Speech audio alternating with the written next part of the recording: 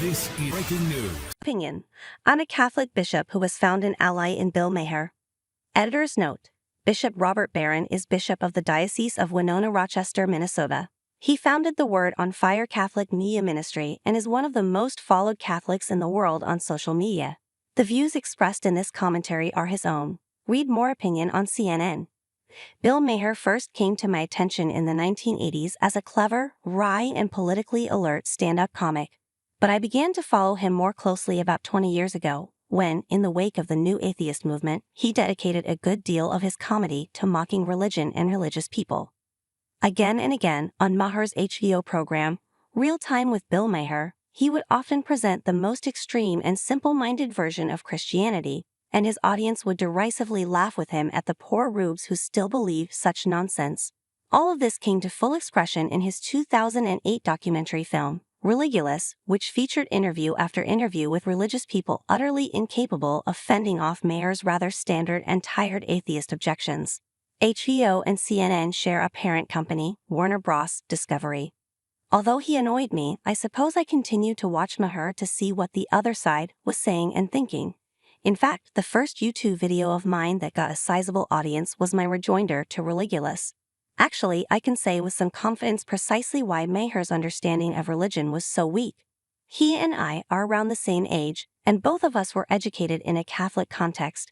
His mother was Jewish, but his father was Irish Catholic. To put it gently, the time when we were going through school was not a golden age of the Catholic intellectual tradition. I remember that religion class was largely a matter of banners, balloons, and a vague commitment to social justice. An awful lot of Catholics from our baby boomer generation fell away from the church because, when they grew up, the childish version of the faith that they had received proved grossly inadequate.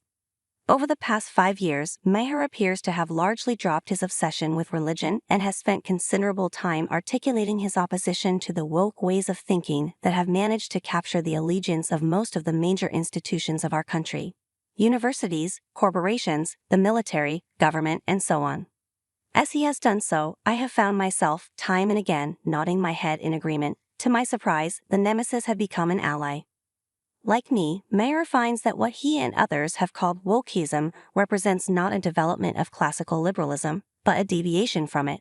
Whereas classical liberalism holds to freedom of speech, a colorblind society, equality of opportunity, and the peaceful adjudication of dispute through argumentation, I see proponents of wokeism argue for strict limitation on speech, a racialized consciousness, forced equity of outcome, and the stirring up of antagonism between those considered oppressors and those considered the oppressed.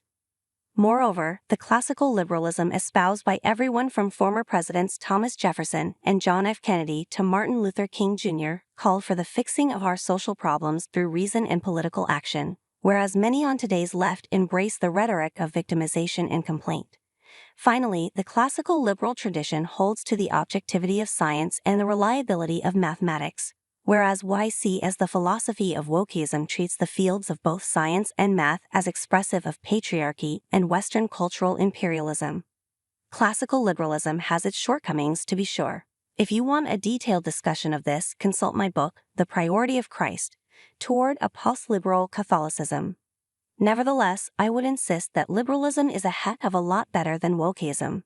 In opposing the latter and preferring the former, therefore, Maher and I very much make common cause.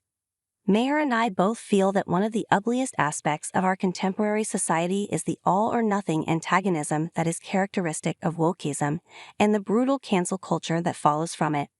The woke consensus is that those we disagree with are not just to be corrected or ignored, they are to be shouted down and silenced. Perhaps the most sickening feature of the recent fiasco surrounding Kansas City Chiefs kicker Harrison Butker's commencement address at Benedictine College was the X, formerly Twitter, post by a social media manager for the city of Kansas City, specifying the suburb where Butker lives. The post was quickly deleted, and the mayor said the employee, who has not been publicly identified, no longer works there.